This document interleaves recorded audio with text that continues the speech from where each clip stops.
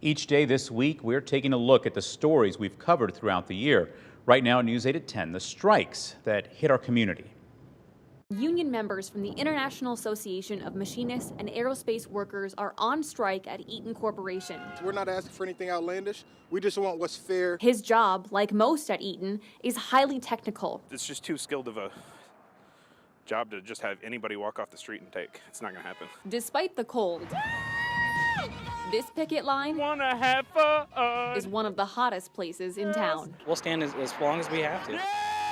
Nearly a month into this strike, an agreement doesn't seem any closer. Eaton has told these picketers they'll be permanently replaced if possible. We all want to be in this building working and helping to protect our military, country, and everyone's right for freedom. Even the freedom to be able to strike. Last week, union members said they received letters from Eaton telling them to return to work by March 9th or the company would start trying to replace them. Now, these picket lines look more determined than ever to stick it out as long as possible.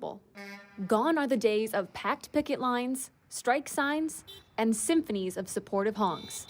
The picket lines at Eaton Corporation are empty. After 33 days of striking, a new 5-year contract was ratified by union members. Those products are being manufactured by union workers once again. For 14 hours, United Steelworkers filed in and out of the Bettendorf voting site, casting a ballot on a new contract agreement. The agreement was ratified with 60% yes votes. Now, workers at Arconic have a 4-year agreement. However, Arconic's performance pay plan, which many workers relied on, is now eliminated and prompted online backlash when the contract details were announced in mid-May. But one thing we do know, things are locked in at Arconic for the next 4 years.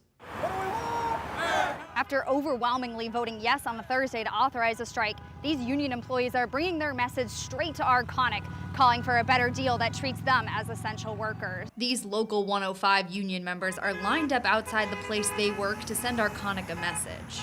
You deemed us essential so we could come to work during the pandemic. Now it's, the pandemic's not as bad as it was, but now it's time to pay up.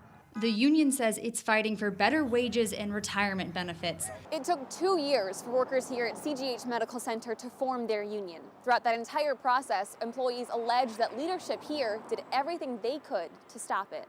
Employees started organizing back in 2019. Court documents say in June of that year, Dr. Paul Steinke, the hospital's CEO, sent an email to staff saying it would be better for CGH and its staff if a union wasn't formed. But now, a judge from the Illinois Labor Relations Board says that letter was illegal. There's no anti-union propaganda allowed. And if he does disperse anti-union propaganda, he will be held accountable just like he was this time. And we will bring you these year-in reviews all throughout the week. Make sure to tune in to other WQAD newscasts to see the stories we've covered throughout 2022.